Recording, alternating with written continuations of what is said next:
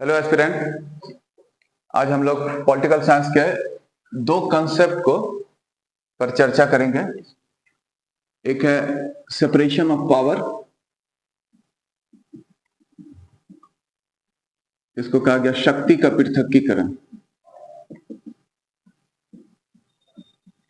और एक कंसेप्ट है डिवीजन ऑफ पावर,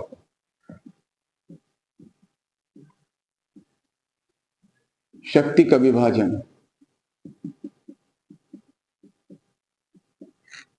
तो पहले हम लोग देखते हैं सेपरेशन ऑफ पावर के कंसेप्ट को।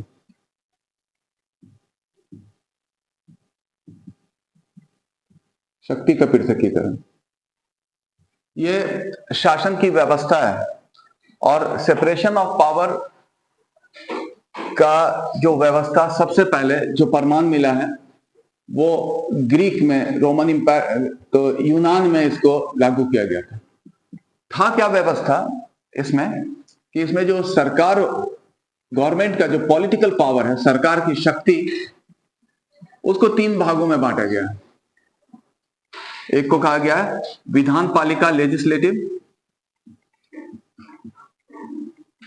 दूसरा कार्यपालिका, एग्जीक्यूटिव, और एक अगला न्यायपालिका। और इस तरह से सरकार की शक्ति तीन भागों में बटी रहती है, और इसमें सभी अंग जो होता है सरकार का एक दूसरे को नियंत्रण करता है और एक दूसरे से नियंत्रित भी होता है।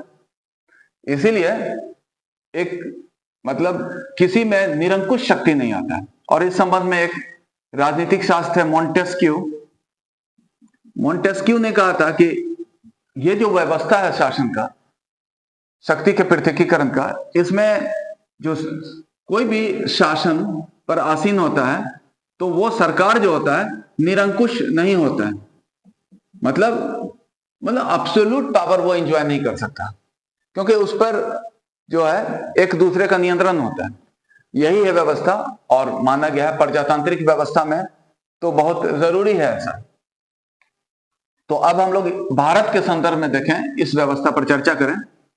तो भारत में अगर देखा जाए तो एक directive principle of state policy, जिसको कहते हैं राज्य के नीति निर्देशन तक, उसके अनुच्छेद 50 में उल्लेख किया गया है कि सरकार को ऐसी व्यवस्था करनी चाहिए कि शक्ति जो है कार्यपालिका और विधान पालिका का अलग अलग, न्यायपालिका का, मतलब एग्जीक्यूटिव एंड जुडिशियरी के शक्ति में सेपरेशन होना चाहिए, अलग अलग होना चाहिए। और अगर ऐसा देखें, ऐसा व्यवस्था भारत में अगर इस तरह का नियम के रूप में पहली बार जो किया था लॉर्ड कॉर्नवालिस ने, और पहले हुआ करता था जो जिला अधिकारी होते थे उसमें ही निहित होता था कार्यपालिका शक्ति और न्यायपालिका की शक्ति, लेकिन लॉर्ड कॉर्नवालिस ने उसमें रिफॉर्म किया था, एडमिनिस्ट्रेटिव रिफॉर्म, और अलग किया था कार्यपालिका से न्यायपालिका को। और ऐसा हमारे भारत के संविधान में भी है कि ऐसी व्यवस्था होनी चाहिए, और है भारत में ऐसा व्यवस्था सेपरेशन ऑफ पावर का। और इससे सेपरेशन ऑफ पावर से खास बात होता है ये जो प्रजातांत्रिक परिवेश में बहुत जरूरी है, और इससे एस्टैब्लिश होता है रूल ऑफ लॉ, मतलब कानून का शासन, जो इस संवैधानिक व्यवस्था का लक्ष्य भी है। यहां पर यह था विधान पालिका में क्या होता है, तो विधान पालिका को इस व्यवस्था के अंतर्गत भारत के संदर्भ में देखें नियम बनाने का अधिकार दिया गया, नियम बनाते हैं, और कार्यपालिका नियम लागू करते हैं, एग्जीक्यूट करते हैं उसको, इसलिए एग्जीक्यूटिव। और न्यायपालिका का काम है जांच करता, निर्धारण करना, जांच कर निर्धारण करना कि विधान पालिका ने जो नियम बनाया है वो संविधान अनुसार है कि नहीं, संविधान का उल्लंघन करके तो नहीं बनाया, ठीक है। यह संविधान का सुनिश्चित कराता है कि संविधान के दायरे में रहकर ही विधान पालिका को अपने शक्ति का प्रयोग करना है। और चूंकि विधान पालिका जो कि संसद और राज्य विधान पालिका अंतर्गत आते हैं, विधान पालिका का क्या है, विधान बनाना, मतलब वो नियम बनाते हैं, एक्ट बनाते हैं, वही है विधान, उसका अधिनियम। और इसकी जांच करने का अधिकार है न्यायपालिका। जैसे भारत में सुप्रीम कोर्ट जो है जुडिशियल रिव्यू करता है, उसको न्यायिक पुनर्वलोकन। न्यायिक पुनर्वलोकन मतलब ये हुआ कि संसद या विधान पालिका द्वारा बनाए गए नियमों की जांच करता है, और अगर पाता है कि यह संविधान का उल्लंघन करके बनाया है, उसके मूलभूत ढांचे का उल्लंघन किया है, तो ऐसे जो कानून बनाए गए उसके कार्य को निरस्त कर देता है, मतलब प्रभाव वाइड डिक्लेयर कर देता है उसको। तो मतलब उसके कार्यों पर अंकुश है कि विधान पालिका के पास पूरा मतलब एब्सोल्यूट पावर नहीं है, उस पर जुडिशियल रिव्यू का अंकुश है, न्यायपालिका का अंकुश है। कार्यपालिका जो काम करता है उसके काम को जांच करता है न्यायपालिका, और देखता है कि जो भी कार्य किए हैं उसके लिए कोई नियम था कि नहीं। बिना नियम के कर दिए तो उसके कार्य को निरस्त कर देगा। तो इस तरह से दोनों पर उसका अंकुश है। लेकिन अगर हम लोग ये देखें कि न्यायपालिका जैसे सुप्रीम कोर्ट, उसके जज की नियुक्ति कौन करता है? कार्य राष्ट्रपति करते हैं, तो कार्यपालिका का उस पर प्रभाव रहा। उसी तरह से कार्यपालिका को कौन बनाया? राष्ट्रपति, जो हेड ऑफ एग्जीक्यूटिव है। विधान पालिका उसको निर्वाचन करता है। उसके बाद विधान पालिका निर्वाचन किया, उसी न्यायपालिका, कार्यपालिका ने उसको नियुक्त किया। न्यायपालिका को पद से हटा सकता है, चाहे तो संसद महाभियोग द्वारा। कार्यपालिका को भी हटा सकता है संसद। कार्यपालिका जो है वो उससे हमेशा विधान पालिका पूछ सकता है। कार्यपालिका जो अपने कार्य को लिए कलेक्टिवली रिस्पॉन्सिबल होता है विधान पालिका के प्रति या संसद के प्रति। तो मतलब जो सिस्टम है उसमें सब एक दूसरे को कंट्रोल करता है, एक दूसरे से नियंत्रित होता है, और यही है सेपरेशन ऑफ पावर का कंसेप्ट। दूसरा कंसेप्ट जो था शक्ति का विभाजन, डिवीजन ऑफ पावर।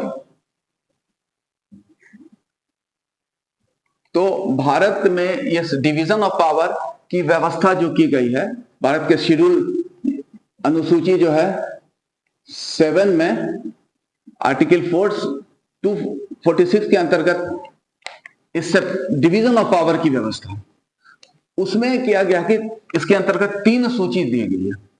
प्रशासन के विषय को, सब्जेक्ट ऑफ एडमिनिस्ट्रेशन जो है, उसका डिवीजन किया गया है 3 सूची में, जिसको कहा जाता है संघ की सूची, यूनियन लिस्ट, राज्य की सूची, स्टेट लिस्ट, और तीसरा है समवर्ती सूची, कॉन्करेंट लिस्ट। इस तरह से इसका वर्गीकरण किया गया है। इसमें है क्या कि जो संघ की सूची पर है, इस पर नियम बनाने का अधिकार, क्योंकि सबको बांटा गया शक्ति, इसमें केंद्र सरकार को अधिकार है, मतलब संसद को अधिकार है। इस पर केंद्र को अधिकार होता है प्रशासन का और नियम बनाने का। राज्य की सूची में नियम बनाने का और प्रशासन करने का अधिकार राज्य को है, और कॉन्करेंट जो सूची है, इस पर नियम बनाने का अधिकार दोनों को ही है। संसद भी कर सकता है और राज्य विधान पालिका भी कर सकता है, दोनों ही बना सकता है। तो इस तरह का शक्तियों को बांटा गया है सभी में। यूनियन लिस्ट पर संसद नियम बनाता है, केंद्र सरकार लागू करता है। स्टेट लिस्ट पर स्टेट लेजिस्लेचर नियम बनाता है, स्टेट गवर्नमेंट लागू करता है। इस पर संसद और विधान पालिका दोनों बना सकता है और अपना अपना दोनों लागू करेगा। अब एक चीज हम लोग थोड़ा इस डिवीजन ऑफ पावर के बारे में भारत में देखें कि जैसे कॉन्करेंट लिस्ट है। कॉन्करेंट लिस्ट में अगर परिस्थिति ऐसा हुआ कि नियम बनाया पार्लियामेंट भी और स्टेट लेजिस्लेचर भी बनाया, दोनों एक ही विषय पर नियम बनाया, तो मान्यता रहेगी संसदीय नियम की। ठीक है, ये मान्यता रहेगा उसको, दोनों अगर बनाए तो। दूसरी स्थिति कि दोनों ने नियम बनाया, उसमें क्या था, स्टेट लेजिस्लेचर में जो बिल होता है, जैसे विधानसभा विधान परिषद से पारित होने के बाद राज्यपाल के पास जाता है हस्ताक्षर के लिए। आर्टिकल 200 है संविधान का, इसमें राज्यपाल के पास विकल्प है कि वो उस पर अपना हस्ताक्षर करें या उस पर हस्ताक्षर ना करके राष्ट्रपति के हस्ताक्षर के लिए भेज सकते हैं। वो बिल्कुल उनका विवेकीय अधिकार होता है।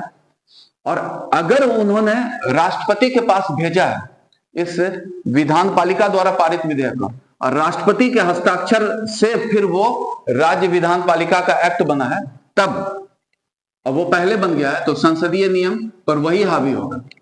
इस परिस्थिति में राज्य विधान पालिका द्वारा पारित विधेयक को वर्चस्वता मिलेगी संसदीय अधिनियम पर, क्योंकि उस पर राष्ट्रपति ने हस्ताक्षर किया और पहले किया है। लेकिन फिर भी इस वर्चस्वता को संसद में अलग से नियम बनाकर समाप्त किया जा सकता है ये, लेकिन समान परिस्थिति में अगर पहले बना है और राष्ट्रपति ने हस्ताक्षर किया तो मान्यता रहेगी राज्य विधान पालिका का, लेकिन उसको भी खत्म किया सकता है। दूसरा परिस्थिति हम लोग देखें, एक है स्टेट लिस्ट। स्टेट लिस्ट पर तो राज्य विधान पालिका को अधिकार है, लेकिन दो परिस्थिति में संसद नियम बना सकता है। एक है आर्टिकल 249 में उल्लेख है और एक है आर्टिकल 352 में उल्लेख है। 249 में क्या उल्लेख है कि अगर ऐसा जरूरत महसूस हो संसद को कि कोई नियम जो राज्य सूची में लिखा हुआ है उसको देश हित में संसद द्वारा बनाना उचित होगा, तब क्या होता है, संसद को अधिकृत करना पड़ता है, और उस अधिकृत करता है वहां का राज्यसभा। राज्यसभा संसद का 2/3 बहुमत से, स्पेशल मेजोरिटी से, अगर प्रस्ताव पारित करके ये अधिकृत करता है कि संसद किसी राज्य की सूची के विषय पर नियम बना सकता है तो संसद बना सकता है। तो ये हुआ, राज्यसभा 2/3 बहुमत से प्रस्ताव पारित करके राज्य की सूची के किसी विषय पर नियम बनाने के लिए संसद को अधिकृत कर सकता है, और तब संसद बना सकता है राज्य की सूची पर। तो यहां पर राज्य की सूची बनाएगा, लेकिन इसमें एक चीज है, इस तरह का जो नियम बनेगा संसद द्वारा वो 1 साल तक वैलिड रहेगा राज्य की सूची पर, 1 साल बाद स्वतः समाप्त हो जाएगा। एक तो ये हुआ। दूसरा, आपातकाल की परिस्थिति, राष्ट्रीय आपातकाल। इसमें यह कहा गया कि राष्ट्रीय आपातकाल यदि देश में लागू हो तब स्वतः संसद जो होता है अधिकृत हो जाता है राज्य की सूची पर नियम बनाने के लिए, और इसमें वो नियम बना सकता है, नियम बनाएगा और वो वैलिड रहेगा तब तक जब उसको राष्ट्रीय आपातकाल वापस ले लिया गया है, उस वापस लेने के 6 माह तक राज्य की सूची पर बनाया गया संसद द्वारा बनाया गया नियम वैध रहता है। तो मतलब एक सेंस में अगर देखें, ये भारत के संदर्भ में डिवीजन ऑफ पावर तो है, लेकिन ओवरऑल वर्चस्वता जो है संसद का रहता है। सामान्य परिस्थिति में हर जो दोनों अपने अपने क्षेत्र में स्वायत्त ढंग से काम कर सकता है, लेकिन ज्यादा अगर देखा जाए तुलनात्मक रूप से अधिकार दिया गया है संसद को, और यही है डिवीजन ऑफ पावर और भारत में इसकी परिस्थिति। Thank you.